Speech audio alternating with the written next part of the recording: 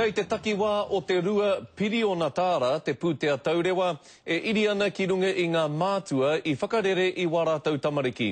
Nā ko nā no i mahia mai ai e te kāwanatanga tētahi pūrongo me te whāinga matua ia kia whakarereke ake i ngā wāhanga o te ture pūtea āwhina tamariki, kia mutu ai te kore tuku pūtea a etahi o ngā mātua ki ngā tamariki i whakarerea rā e rātau.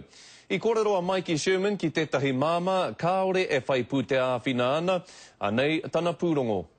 Go, yay! Ko Cindy Martin tēnei me tana tamāhine a kāia e toru tau te pakeke.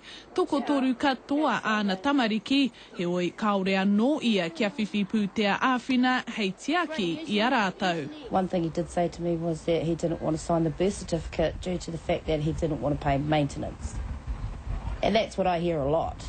E ai ki te kāwanatanga, kei te taumata o te rua Piriona Tāra, te pūtea āwhina kāore i te utua e ngā mātua whakarere a tamaiti.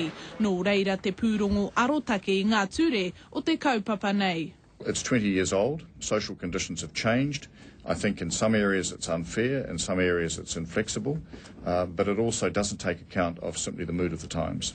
Ko tētahi o ngā wāhanga ka arotakea e te tiro ana ki te whakamāmā ake i ngā whakawhiu mo te korenga utu o te tangata.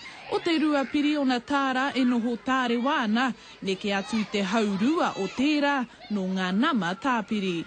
We're not talking about a lax regime, we're not talking about massive lassitude here at all, but we're simply saying it's a carrot and stick approach. There do need to be incentives, particularly if that's going to be the difference between people paying something and paying nothing. Jump, yay! Te kaumārima tau te pakeke o te mātāmua o Cindy, kua pērā te roa o tōna kore whiwhi āwhina i te pāpā. Hei tāna a hakua kua wāia ia ki tēnei tuāhuatanga, he taumaha tonu.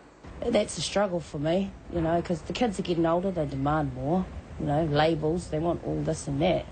And because it's coming from me and nowhere else, it's a lot of pressure on me to provide them with those sort of things. Kei te tūwhera te arotake o te ripoata ki te motu whānui, ko te hiahia kia whai whakaro i ngā hapori, ko te tūmanako hei te rātau, whakarere kēngia ngā ture. Mikey Sherman, Te Karere.